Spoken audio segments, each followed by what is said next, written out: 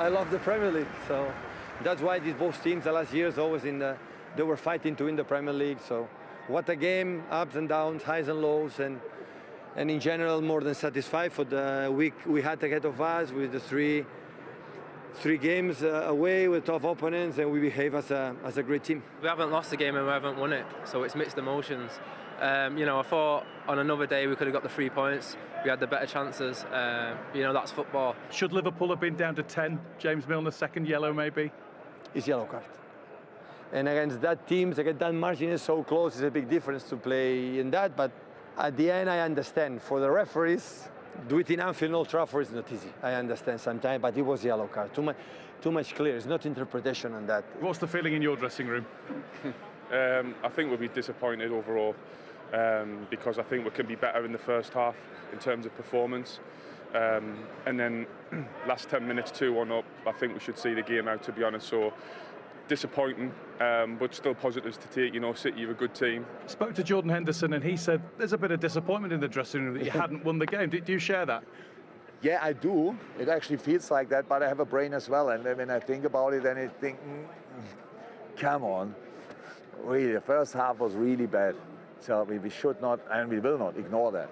People were completely ready to go, and then we deliver cold chips or whatever. So and everybody's like, oh my God, that's it. I was really happy that we had a half time. And second half was the game we wanted to see, game what everybody wanted to see. The beauty of football. Both teams really go for it. Nobody gave up. But again, how I said, it's all fine. We got a point. I think that's now what we deserve, and that's fine.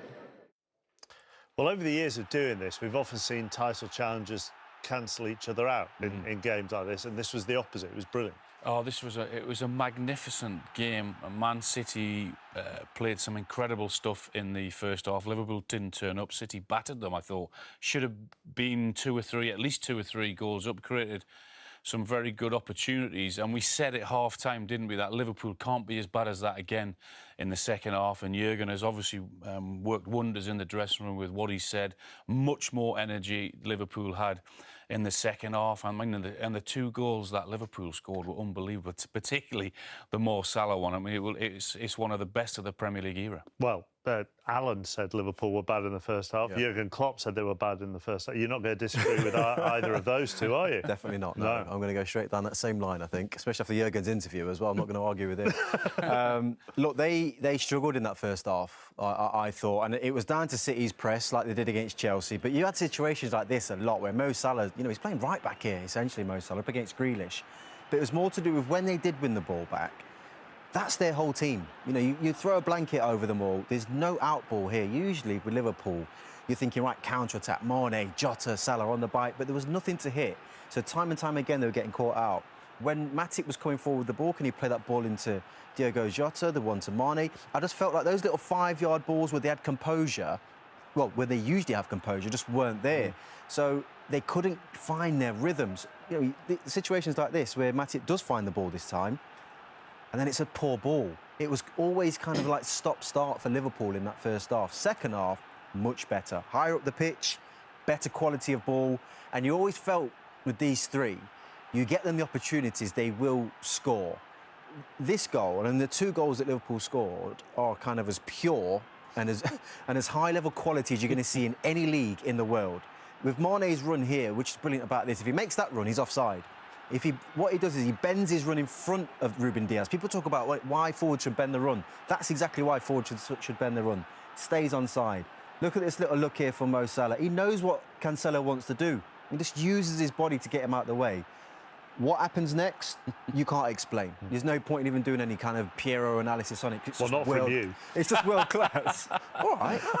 It's just world class, basically. So, you know, essentially for Jurgen Klopp today, that game hinged for him on his superstars turning up, and Mo Salah did exactly that. And also a little bit, him giving them confidence for the second half. He also said, you know, because they had to drop their midfield in the first half to defend against City, they then lacked more confidence going forward, and the options weren't there, and that's what you proved. Yeah, that is it. Don't try and be my friend now, anyway. You just, all right, excellent. Let's move on. So, no, forget it. Right, let's move on to Manchester City, who were excellent today.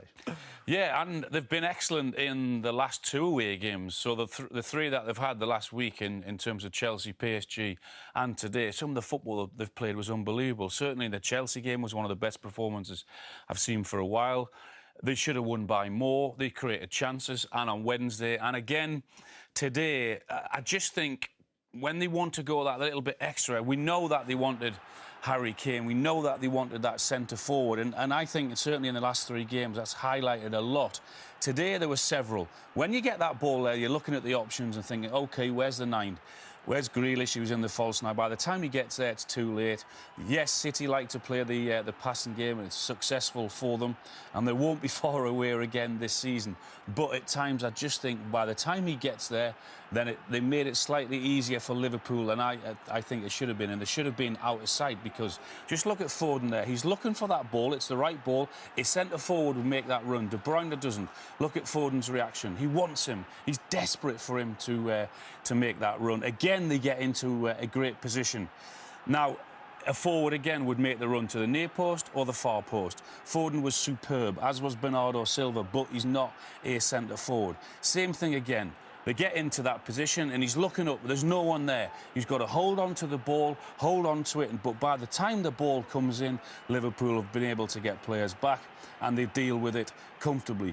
Second half, when Sterling came on, he makes a superb run in behind. Times it to perfection. But just look at Bernardo Silva. That exact same thing again. A forward with a killer instinct would get on the end of that and make that run in there. And I think an average player, an average centre-forward playing centre-forward for Manchester City would get at least 20 goals. A world-class forward in that team, centre-forward with a killer instinct, would get 40 goals. Is the counter-argument, and this may be a stupid question, that by having an out-and-out centre-forward who just hangs around the penalty area, that then detracts from some of City's other play? No, would that be the argument? No, I don't think so. That's why he wanted to bring in Harry Kane. He wanted someone to fill that gap that I've just highlighted there. And if Harry had gone there, he would have, as I said, he would have got 40 goals at least. They're still going to challenge, there's no doubt about it. But I just think in those big games, and certainly in the last 3 games that I've watched, that's the thing that has been, if you're going to be hypercritical, that's the thing that I think that's been missing. Because